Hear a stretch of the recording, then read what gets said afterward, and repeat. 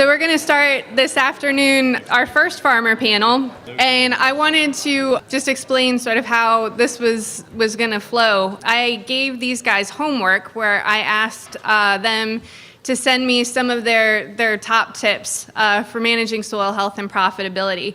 And I do have a last-minute change in the schedule. You might notice on your agenda that Brad Ritter is listed, but he was unable to make it today because he got the sick. So we're hoping that he feels better. And so Chip Baker here most graciously stepped up in his place. So Chip thought he was retired. But I've been looking for an excuse to bring him back into the fold and make use of his expertise, and I found one. So thank you very much for stepping in. I would say you're welcome. So what we're going to do, I'm going to start by letting everybody introduce themselves real quick, and then we're going to roll through these points, and then there should be plenty of time for questions and answers. So I'll start with you, Chip, and we'll go down the line. I'm Chip Baker. I've been retired about a year. I retired after 2018. And I'm happily retired. That's it? That's it. All right. I'm Jay Baxter. The bio says I'm a fourth generation farmer at Baxter Farms, and I was having a discussion with somebody at lunch, and we trace back our family heritage of agriculture and some of the land that we're farming back to land grants. So besides just on the Baxter side of the family, we go back on my mom's side or my grandmother's side, many, many generations. And so it's kind of cool to think back in that regard. But we're growing typical agronomic crops, corn, soybeans, the occasional wheat when I think the market's right, sweet corn, lima beans, chickens, and we've recently got into potted plant production in greenhouses. So it's diversification in my mind is a little bit of the key to keeping us from sleeping.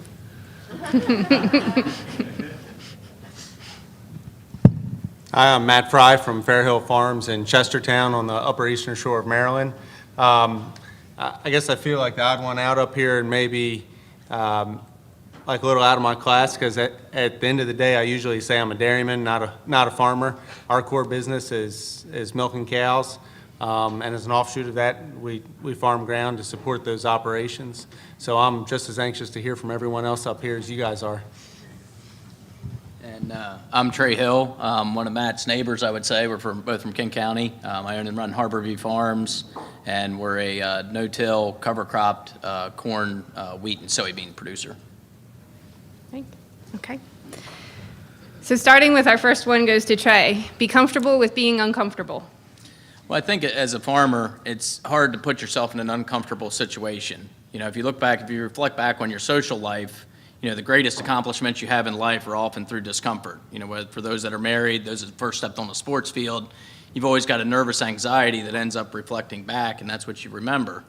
As a farmer, I think we have so much other stress, markets, help, personnel, everything else, that we view that stress as the same, but that's unhealthy stress. So for me, planting green, cover crops, and kind of changing the way we do things has given me some of that healthy stress in my business life. And I think it's just kind of made farming more fun. It's not tied into economics, it's just tied into quality of life, where I just think it's added a lot of enjoyment to growing corn and soybeans probably over the last decade. So to me, that's been very important. So Chip, this one goes to you. Know what goals you're trying to achieve. Well, when you plant a cover crop, whether it's the next corn, it's going to be a corn crop or a soybean crop, you want to determine what kind of cover crop you want to plant. For a corn crop, you want, in our operation the last few years, well, the last 6 or 7 years, I guess, we planted a legume, a grass, and a brassicas. We planted and you have to have a reason for wanting to plant this. We planted brassicas to retain the nitrogen and potash and phosphorus and whatever else for the next corn crop, or for the next corn crop. And one thing, the brassicas will die over winter, and so we ended up with cereal rye and vetch, hairy vetch. Now, I know a lot of people hate putting corn into rye, but we never had a problem.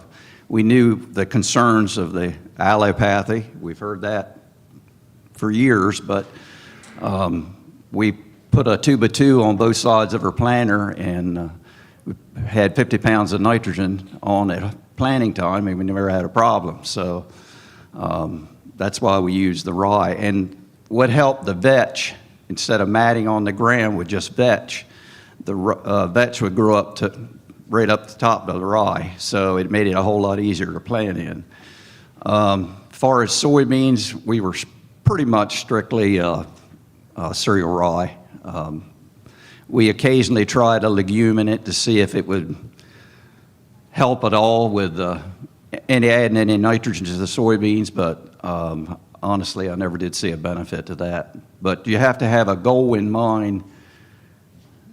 What are you after? What do you want to accomplish with? And that's the three things for corn and the one thing for soybeans. So Matt, broaden your crop rotations. We have a very different approach in our operation. And I didn't mention this before, we're a certified organic operation, both in our dairy and in our cropping. And so for us, we really have to step outside what we've considered our typical agronomic crops, but we also have the ability to utilize more of those crops because we're milking cows. We also have a beef cow herd. We're not in a position where we're just ultimately selling to the poultry industry with number 2 yellow corn and soybeans. And so we have different avenues to generate revenue out of those crops. But in an organic operation like ourselves, using a broader range of crops helps us not only with disease resistance, pest resistance, diversifies the nutrient profile that we need on those crops. And so that's been a big driver for us, is in allowing us to continue to have ground that's sustainable. But I'd say cattle have played a big role in that and how we can utilize those different crops. So Trey, back to you. Diversify your cover crop mixes. Yeah, I mean, I'd say like most of the folks in the room, we started out with cereals about 20 years ago. And I think for beans following cereals, trying to figure out what cover crops complement our field crops is what was important. And I think what we're learning is that crops that are similar learn to compete with each other. If you look back at the native prairies or a forest, you always have diversity, but the things that compete with one another are the like-minded crops. So we were planting a grass and then trying to plant a grass into it. So as the roots were talking and the fungi were talking, they were telling each other to compete. Now, folks in the room will probably disagree with everything I'm saying, say it doesn't make sense. But what we're finding is that if we can diversify that cropping mix in our cover crops, it's building the diversity in the soil. So we went from just the straight cereal, the straight wheat and rye, then we started adding some clover to offset that carbon to nitrogen ratio. So we're getting things that'll fix nitrogen, so as the crop grows, as the cover crop grows, you get a high carbon to nitrogen ratio in the cereal rye. The clover and the vetch are growing at the same time to offset that high carbon to nitrogen ratio to then give us a release of nitrogen. So the more stuff we're now getting into like some 8, 9, 10-way mixes, and what we're finding is that we're getting flowers all year. We're getting flowers until we plant. So we'll have rapeseed, crimson clover, followed up by vetch, and then we'll add some turnips in, we'll add some different things. And what that's doing is building a lot of diversity in our soil. So we're pulling back on our pesticides, using a lot less insecticide, also lowering our rates of herbicides, and in doing so saving money, but we're attributing that to that mix. We're not getting the yellowing in our corn. We're not getting some of the things that we got called a couple times with the cereals, planting into high cereals. We'd have a disease in there that would attack the corn. We'd have nitrogen tie-up, so the corn would turn yellow. We couldn't get it fixed. Once we started using mixes and kind of buffering all that out, we're not seeing any adversity to our crops, and I think our yields are increasing mainly because of that diversity. So Chip, get the next generation started early. You're talking to a good one on that. I'm late. Next generation started early. I guess I can start by saying my farm is being taken over by, and it took me a little while. I had to few people that wanted to rent it, but I really wanted to, all the work I had done for the last 30 years, I wanted to make sure that somebody didn't come in and till it the first year. So I did find a young person to do that. And what I'm seeing from him is he's gone beyond what I could even imagine. But what he has done is brought in his son, and he's training him already to do that. So I'm very pleased with that. But that's about what I would say about starting young. Hey, I'm going to get off script. Go ahead. You good All with right. that? Yeah. So I'm gonna throw Trey under the bus. Okay. All right. First time I heard you speak, you made reference to your son and the questions that he asked you as a very young man, as a 7-year-old, I think it was. Dad, why are we doing this? And share that, would you? Yeah, I mean, I think that talking to kids, well, for me, I kind of put my children and the environmental community kind of into the same boat. You know, it's all folks that have made me very self-aware of everything that we do. So when we were out there, you know, I walk in the fields with my kids, you know, we'll go get earthworms for fishing. You know, so that's our experience. He doesn't want to farm at this point, so I'm like, all right, I got to kind of do a workaround here. So we're kind of doing more of a natural approach to it. But yeah, everything that they asked me, why are you doing tillage? Well, I had to think about it, and if the answer was, it's because that's the way Dad does it, I knew that's the wrong answer, right? That's the wrong answer in life. As fast as things move and as fast as we're having an evolution, whether it's technology, whether it's learning, whether it's the environment, social concerns, farming, and I think we tend to think that we don't have to change, but we really have to change with the times. And I really like having to answer. I used to really dislike answering those why questions, but now I like it. You know, it's you know, whether it's talking to my son and he says, why are you using chemicals? Well, I better have a good answer. You know, why are we doing that? Why are we using, you know, nitrogen? Why are we doing tillage? All those things. And what that's done is helped us really analyze and start to figure out new ways of doing things that might be a little bit outside the box. And like I said, I think the same experience holds true with the environmental community. I work with Shore Rivers. I'm on their board. And they ask me all the time, why do you do this? Why do you do that? Well, over the last 10 years of working with them, it's really made me look at things a lot differently, to at least ask the right questions that I was never asking before. I still don't know the answers, but knowing what questions to ask, I think, has really helped us change. So I'm going to go right into change. Sorry. You get a turn. I know. But this has been since this conversation I had this morning on the way here. Okay. So this kind of throws my 3 points off kilter a little bit, but it's going to run right into what he's saying and what he said. So I had a conversation with somebody from university personnel this morning, and the conversation was, it's going to blow your mind when you see what such and such has done on these tests that we're doing. Huh. You mean to tell me that the last 80 years worth of research is now going to be thrown out the window because of possibly, this is all speculative, because of new research that's come out or new technology? You know, we've been so stubborn for how many years because, well, that technology is what we've always used. Well, now we're finding that, you know, we've been so accepting of that technology that's 80 years old that the universities came up with, the university was, you know, they were the end-all be-all, right? And so why would we challenge that? Well, let's put our concentration on something else because they've already got that part figured out. Well, then somebody that thinks outside the box finally said, well, there's got to be a better way, or there's got to be something different. And, you know, I don't want to disclose any of what the research is or anything else, but it's just about thinking outside the box that you just got to do it. You know, it's amazing to watch that in our children and the questions they ask. Proceed, sorry. So Proceed Matt, with the chlorophyll. The next one goes to you, and then you have a point. I see it on my list. You're coming up next. I thought these were random. So this is where I have ruminants in your system. So I get it. There's a lot of guys in here that the cows left the farm years ago, and the thought of even bringing them back into your operation is borderline, if not scary, for you. And I'm not saying this is the right fit for everybody, or even that you need to have cows in your system. But we've gotten in such a two-crop monoculture here on the Delmarva where we're looking at corn and beans because that's what the end user demands of us. And there's lots of other crops out there that we can utilize them, but a chicken can't utilize it. There's other animals out there that can. And ultimately, whether we're growing number 2 yellow corn or soybeans, we're in the protein market. We're all growing protein of some source. If it's chickens, if it's milk, if it's beef, ultimately most of those crops are going to go into proteins. And so how can you have a strategic relationship with someone else that you work with? Like I said, you don't have to be the one that has the cows, but is there someone out there that you can partner with, have a strategic relationship to allow you to broaden that crop base that you use, and turn other crops that have been just cover crops, well, now can they be a cash crop as well? And that's where I see a lot of opportunity. All right, Jay. So you guys see the same question or the same comment I see, so I don't have to repeat it.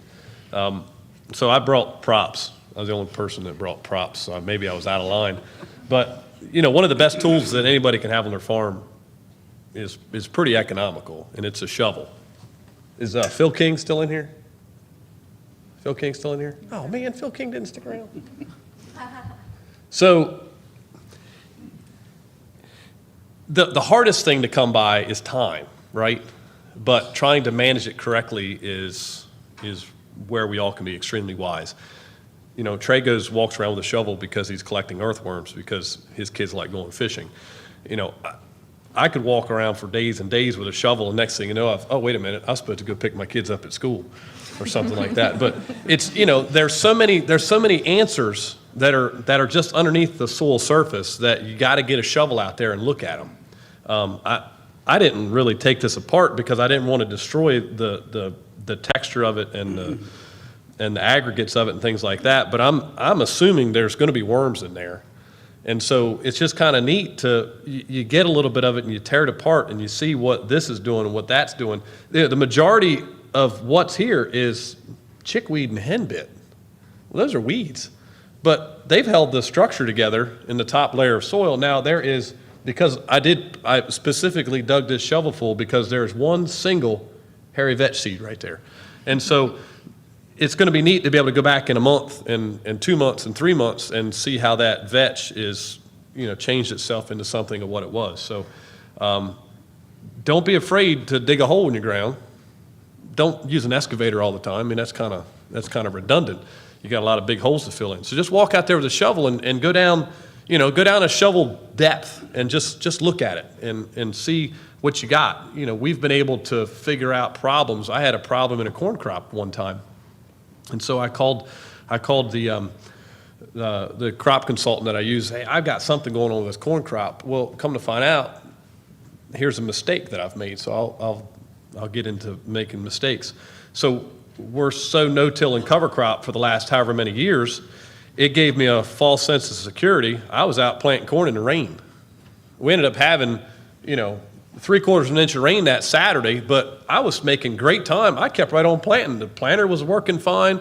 I was getting across the ground fine. But you know what? That planter, because it was so wet, I was making a compaction layer about 2 inches deep, which is right where I was planting that seed at 2 inches. Well, that corn started growing and it went that way. And we didn't know it. We couldn't figure out what was going on with this corn. It was spotty and it didn't look good, yellow and purple. And so we dug it up and we were watching the roots. They went down to that compaction layer that we created and they went sideways. And if I hadn't gone out there with a shovel, actually it took a guy that gets paid a lot more than I do to show up to me and tell me, well, all you need is a shovel. And we went out there and dug it up, and sure enough, that was our problem. So proceed with the chlorophyll. All right, Chip, look to other indicators besides soil organic matter.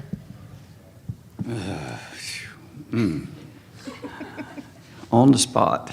Looked at soil organic matter. All right, I guess on the soil test, I think I was talking to Bill Rohr earlier about this. They've started putting on there the soil carbon, organic carbon on the soil test, and I kind of was questioning him on how you came up with a figure on the soil test, because what I had learned yesterday and just at Lester, and that's why I'm still coming to these meetings. I'm retired, but I still don't want to stop learning, because I have been excited for soil health for 20 years. anyway, but he was telling me that it's just a mathematical figure that he's using on there that's roughly 57% of your organic. And what I learned yesterday was that if you could get your organic matter up to 5 or 6, then you would have 3% or better of carbon in your soil. Well, if 3% of carbon, I guess, is an iconic figure that makes everything in your soil be working great. So NP and K, I'll be honest, we don't do a whole lot for me anymore. I'm kind of got my soil and health condition that I kind of know what I want to put on it or not put on it anymore. I don't really listen to soil tests too much anymore. So Trey, use the equipment that works for you. Yeah, well, I'll start with, I'll follow up on Jay's comment about the shovel. That definitely works for us. I think one problem we had before was when we planted no-till, we always wanted to go to no-till. We've been no-tilling for 35 years, but in high yield conditions in corn, we couldn't get parity with conventional tillage. But the objective was, whenever we did no-till, was we wanted the field clean, because it looked like it was the most consistent. It looked like it was the best seed bed. But what we found is that when we plant a diverse cover crop mix and we let it grow, if you go out there with the shovel, the soil is actually much more consistent, even though it looks inconsistent from the eyes. You know, just driving by, you see the clover and the rape and the rye, and you would assume you can't plant through it because everything's uneven, there's different colors, and it looks inconsistent. But when you dig into it with a shovel, where all those roots are intermeshed and where everything works together, you can see that it's actually much more consistent and a much better seed bed. It's more like it's much more closely resembles what a conventional seed bed would do, because the reason conventional yields well is because everything's the same. You get the same emergence. So by using that shovel, we've done that. And then as far as to get a little more technical on like the planters, for example, I was at a meeting this summer talking to 3 farmers that have been planting green forever. They're guys that I've learned from. And I was like, well, what kind of row cleaners do you use? They all looked at me and went, you use row cleaners? I was like, yeah, of course you use row cleaners. So I think each farmer is a little different. It kind of taught me a lesson. We use row cleaners, but you really need to talk to somebody that's done it a little bit, because there's some little nuance to it. Like intertwined row cleaners that hit each other won't tangle up, especially if you put a little scraper on the back. So sometimes it's very little things that if you dive into the field and your row cleaners tangle up the first time you move, you're going to quit. You're never going to plant green again. But I think that planting green into no-till is easy, but you have to figure out what works. And it doesn't always have to be very expensive. Our planters are old, but we just keep adding attachments to them. So you don't need to have the latest and greatest. You don't have to have Delta Force. You don't have to have all these, fancy things. They help. But a lot of it's just a matter of having the row cleaner, the disc opener, and just the basic fundamentals of it. So it's just a matter of each farmer finding their own comfort zone and what works for them, but that's what works for us. On that equipment, everybody is getting hung up about planting green. What do you got to do to your equipment? When I first started, I started in soybeans with a 455 drill, conventional drill. It went through it like cutting butter. There's a lot. The ground is mellower and it plants better green than it does no-till. And corn, I don't use any row cleaners, never did, and made out great.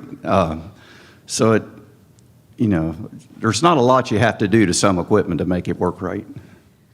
All right, Matt, don't be afraid to try something because your neighbor may see that it didn't work. Yeah, as being the organic guy up here, I'm pretty used. You get kind of humble on that quick, because if you're worried about what your neighbor thinks, that ship sailed for you. For us, and this goes back to some of the things I said earlier, we've got a resilient system in that we've got uses for crops. Even if it's a quote-unquote fail, we've got an economic use for that crop. And so we're willing to take some risks that maybe if you're just hauling corn into the elevator, you can't take that same risk. But for us, where we harvest, most of our crops get harvested as whole crop forages. We've got a little bit of leeway there.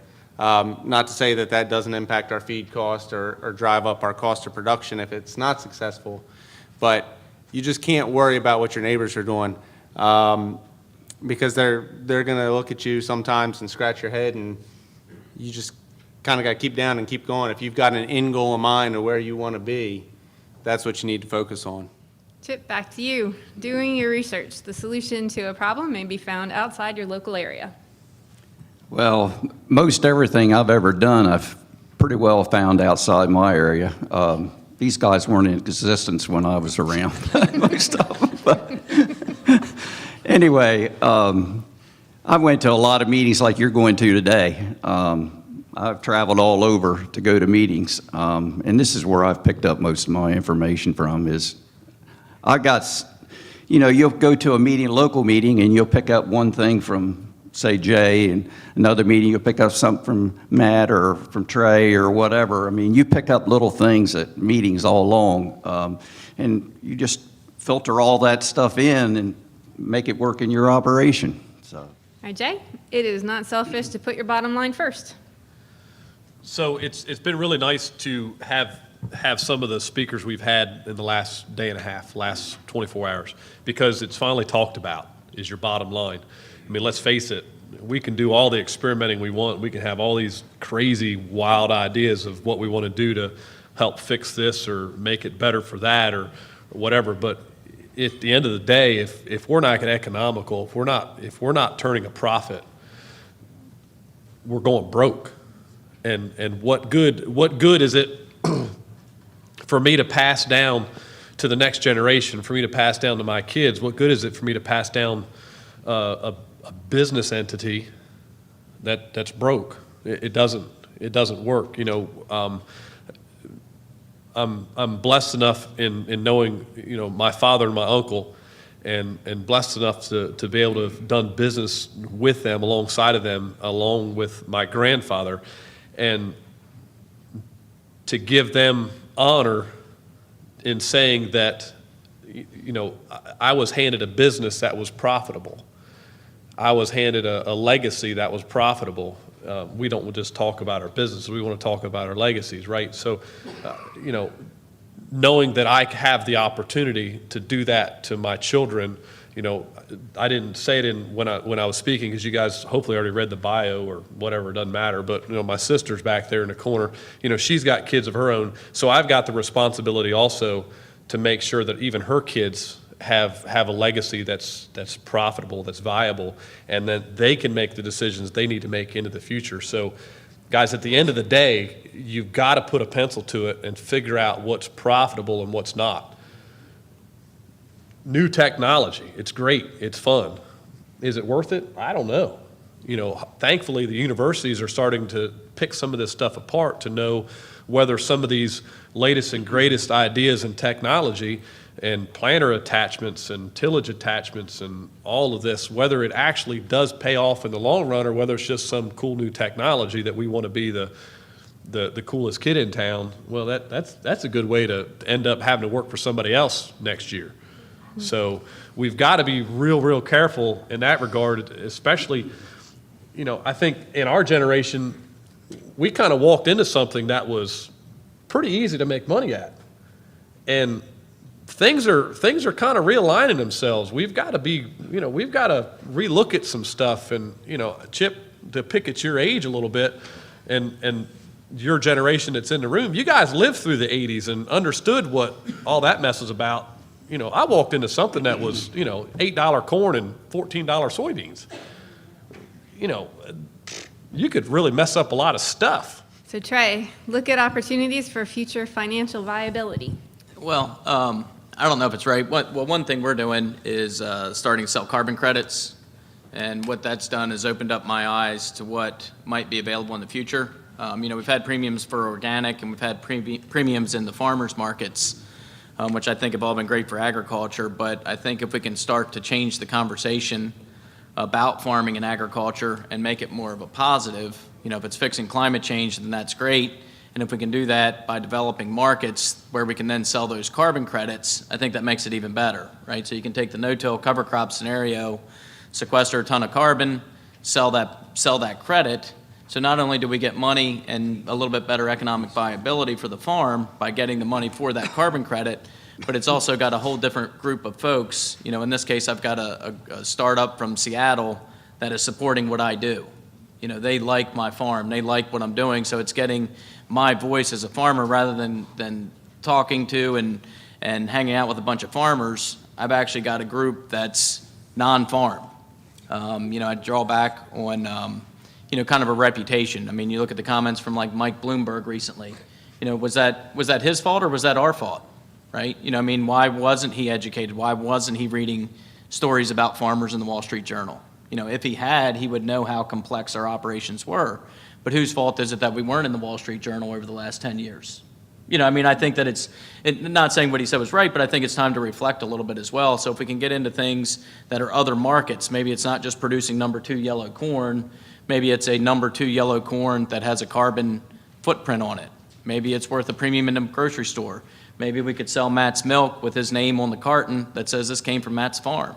I'd feel better buying it, right? I'd probably pay a couple more cents if I saw he and his family on it, knew where it went from, or, I just think that with the technology we have today, I think that the future of financials and getting out of commoditized crops, I think there's potential, particularly as it pertains to the environment and the way we grow our crops. I'd like to build on what Trey's talking about, this concept of carbon sequestration. This is going to be a really big deal to the end user. We have a direct relationship with our milk buyer, and this is coming down the track. Consumers want to know where their food comes from, how it was produced, what's the impact to the environment. And there's a lot of big ag and big companies out there making big promises to the consumer, and ultimately it's going to be about who can deliver these promises and how are they going to do it. And they want to be able to tie that right back to your farm. So this is something that, if it's not something you're thinking about or looking at now, it's something you should be looking at, because it's coming, and it's coming faster than a lot of us are going to be ready for it. And to add to that, I think if we can jump out in front of it as an agricultural industry, if we can start to make markets that pay for us, rather than waiting 5 years and then having the market mandate us and not pay for it, to me, the proceeding seems better.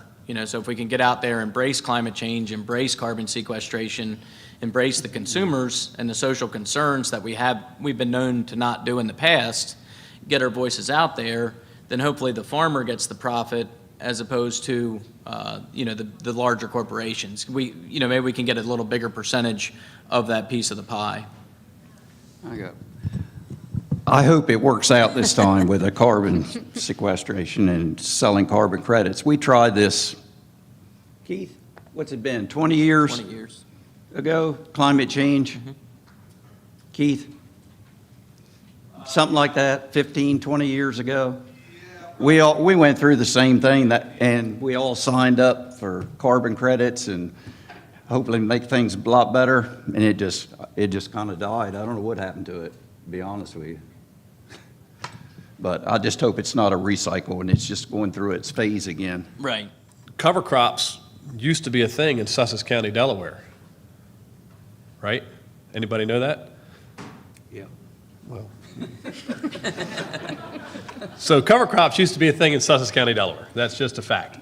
But when did they go away? And so I started drilling my grandfather. We got into this cover crop thing and this plant and green thing and this no-till thing. No-till is something new. We're not going to go there at the moment. But cover crops is not new. And those of you who've heard me speak before have heard me make reference to a little teeny tiny spreader that's about this big, about this tall, holds maybe a bushel. And my grandfather had that on a Farmall A.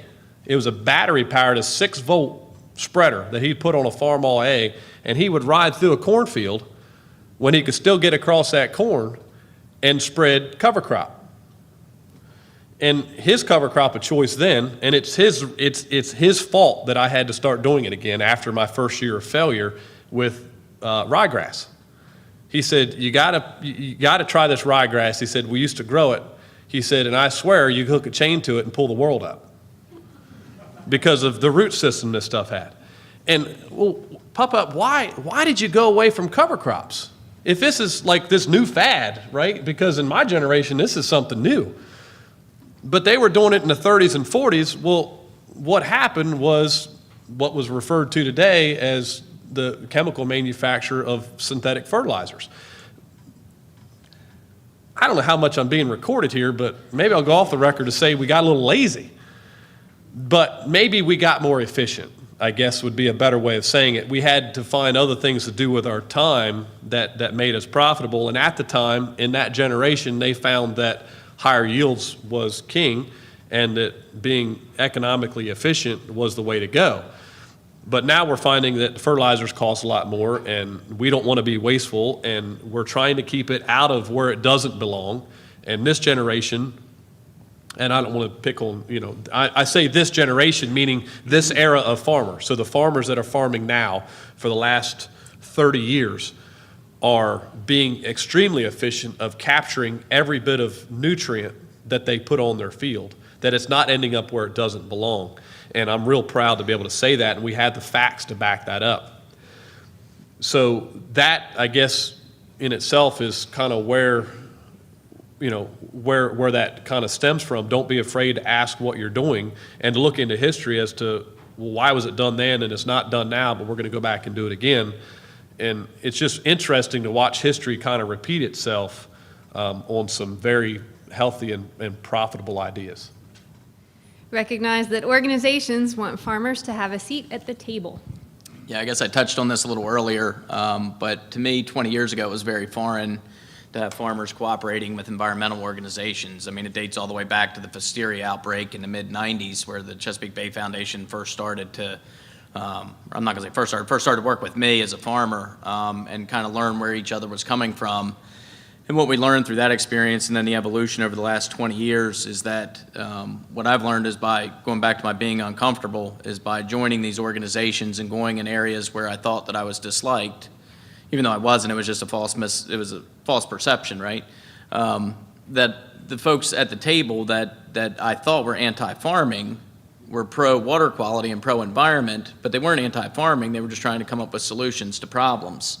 So it's been a very, at least where we are on the northern eastern shore, a very collaborative thing. I know, Matt, you've worked with them on projects. I've worked with them on projects. We've gotten technology put onto farms. We've gotten big water restoration projects done. Now we're doing some tile drainage. I mean, it's really been quite exciting for me, but it's also opened my eyes and really changed the way I farm in a lot of ways, because it's been folks that don't know as much about farming but know more about the environment, so the questions that I start to ask myself become different. So it kind of ties back into a couple of those conversations, but I definitely was very welcomed, which surprised me, and I've had that lesson taught to me several times over the last 15 years, is that by being involved, by having a voice at the table, it's a lot better than just ignoring the fact, locking the farm gate, not doing the research. We've got Ray Weil here. He's been doing research on my farm for 5 years on a grant funded by Shore Rivers. I never thought I would have been comfortable with not only obtaining data on the farm, but then also having it be shared data. But now we're able to learn from that data. But I also know, more importantly, that the data is good, right? The data is not biased data contracted through someone that was paying money for this, that, or the other.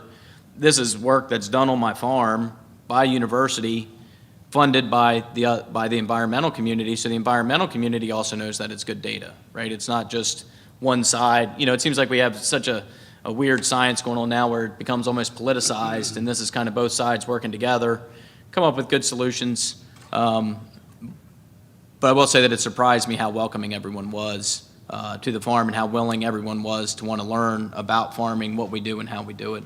Don't look at failure as a setback. Look at it as a learning experience.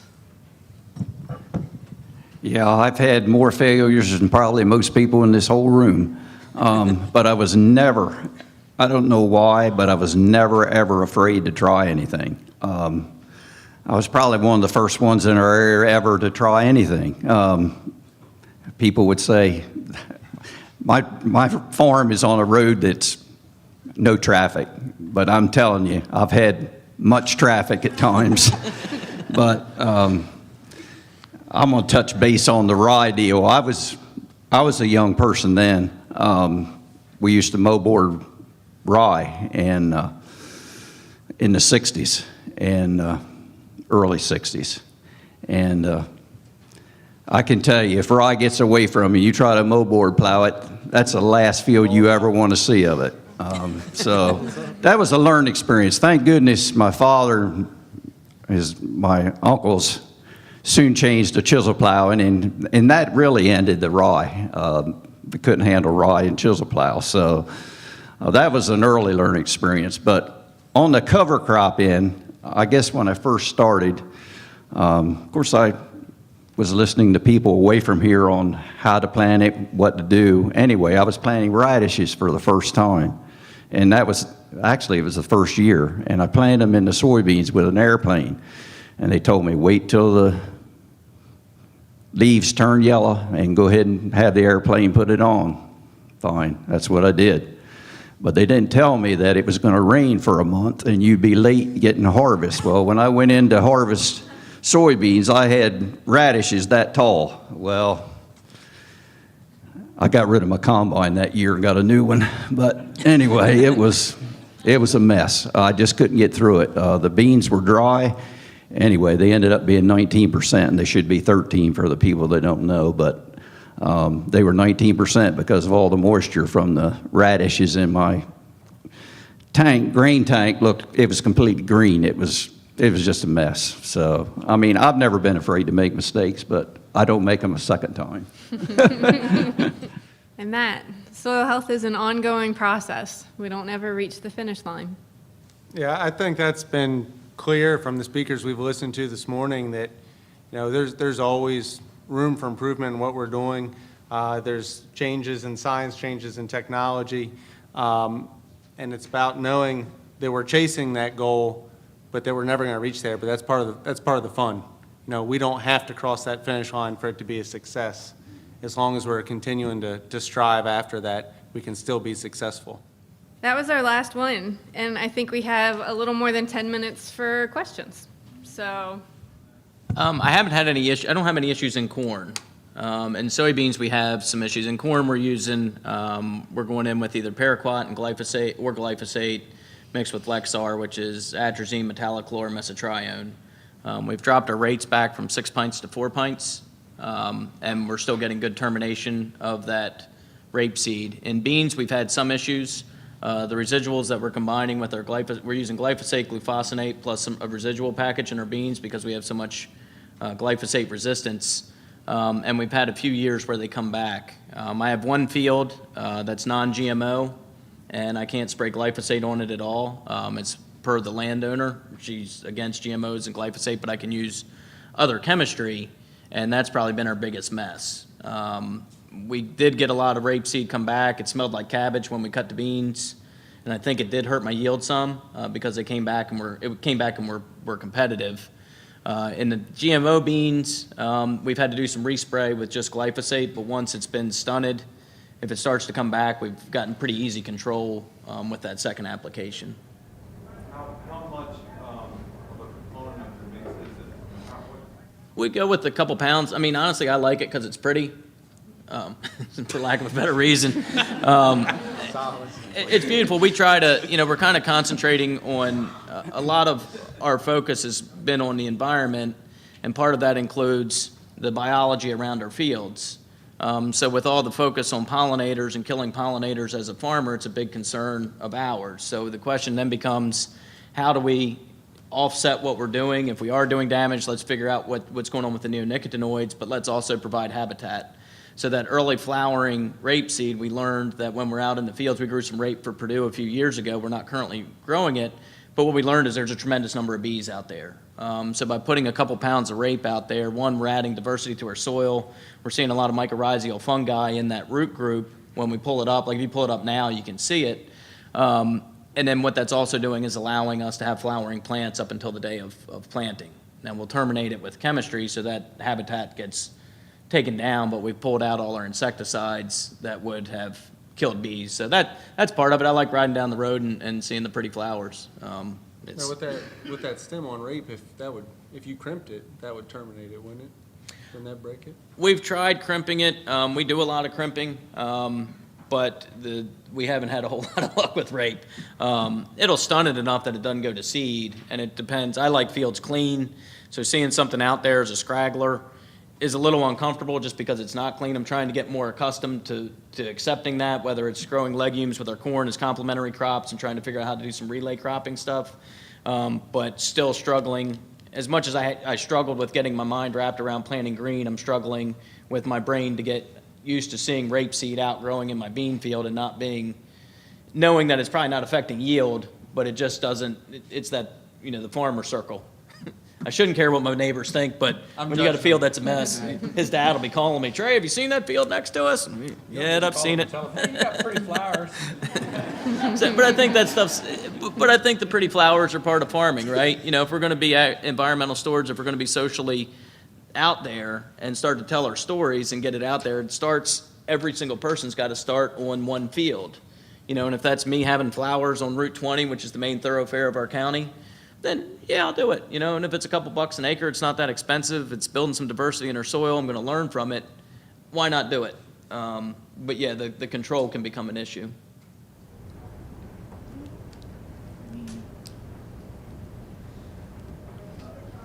So not every farmer is as innovative as you four.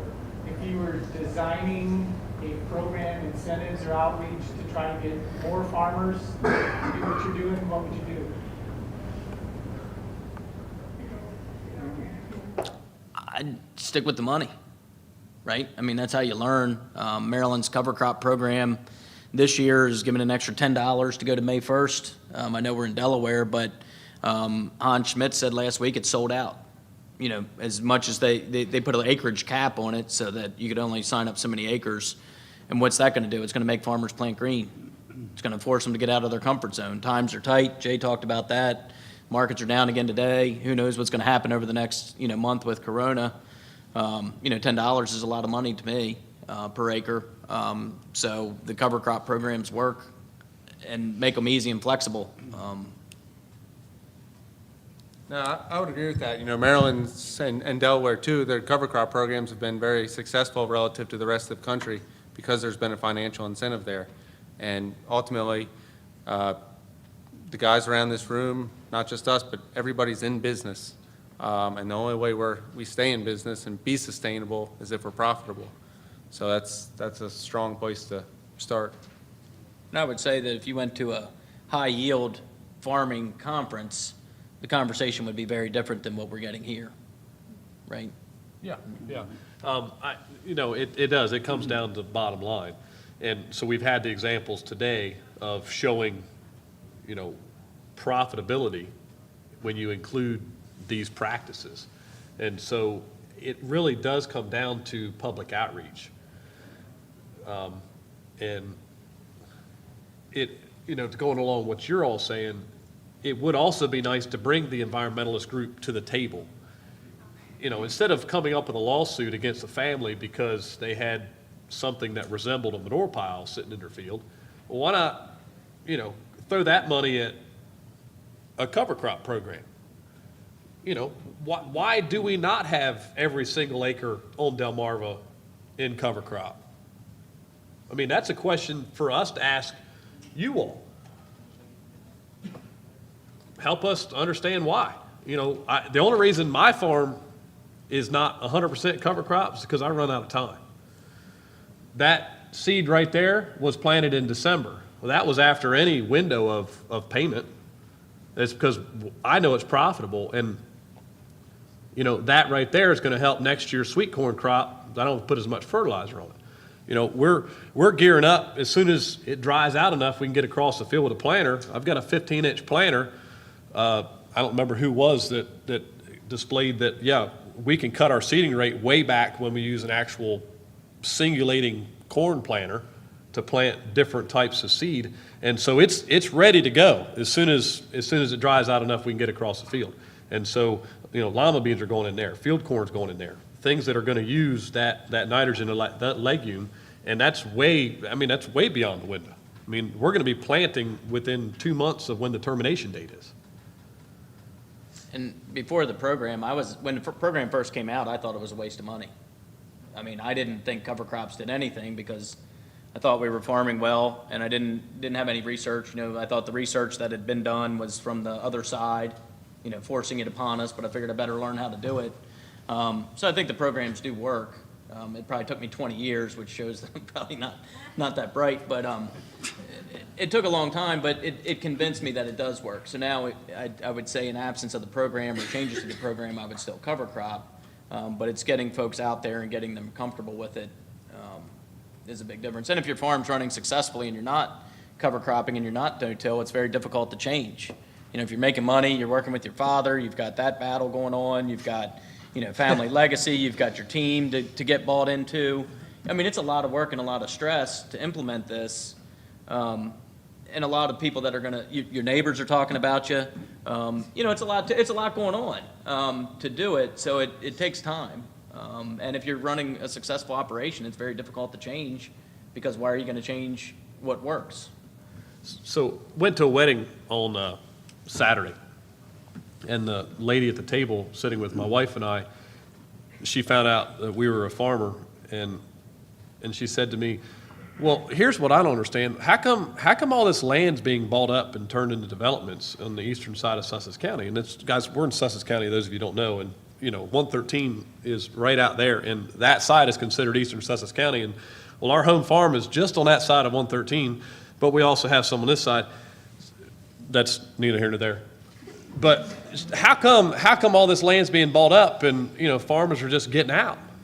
Well, because they're, you know, they've got no next generation that's interested, or B, they're seeing dollar signs because they can liquidate an asset in a big hurry and live in a way in which they want to.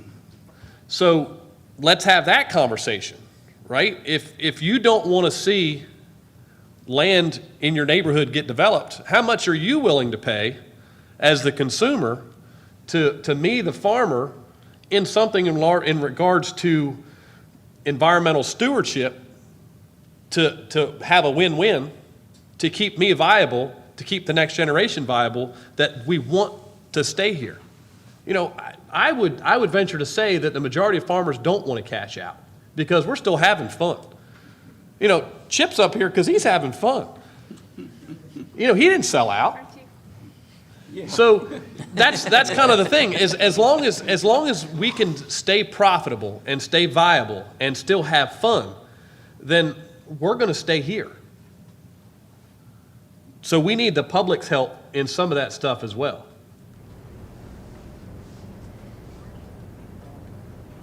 It's about time. We have time maybe for one more quick question. Actually, I just have a comment to follow up on the gentleman's question there about support for farmers in these programs, soil health and soil quality. Well, if you don't participate in these programs, they won't be there in the future. Every funding cycle, after every year, they look at what farmers are asking for, and the state and the federal government will allocate that money where they think it's needed. If you don't want to participate in the programs, well, they won't fund it because they won't see the need to. They'll allocate it somewhere else. Case in point, last fall, I was talking to my father-in-law, and I said, I want to try something on a small piece of ground. It was 50 acres to 1,000, so it's relatively small for organic. I wanted to add different cover crop mixes, so corn and soybean mix, use some minimum till, and Bill wanted to see if there was any cost share out there, so we both went in the office. And it looked a little questionable at first, and we walked away, we let the DC and the office look at it, and lo and behold, Christy Brown right here in Maryland, the state office found a way to make it work for us. And, those programs are there, but you got to use them. If you don't use them, they're going to go away. So they're going to go away because, you need to allocate the money for them. So that's going to be, I think it's going to be a great experience for us to see how this works out in our system. And we're going to learn from it. And that's the whole goal. But it wouldn't be there if it weren't for people like Christy and the state office folks and soil conservation at those levels throughout the state and Fed. So, but the programs are there. It's just you've got to look into it. You got to participate. You got to talk to somebody. Somebody's there to help you, and they'll get you. You'll figure out something for you. There's a workaround, because sometimes the paperwork is a mess, but that's what they're there for, figured out. That's what they did for us. I'll remember that. They're working for me, and I'm grateful. Well, I want to say thank you to our panelists. We appreciate everything that you shared here in the last hour very much.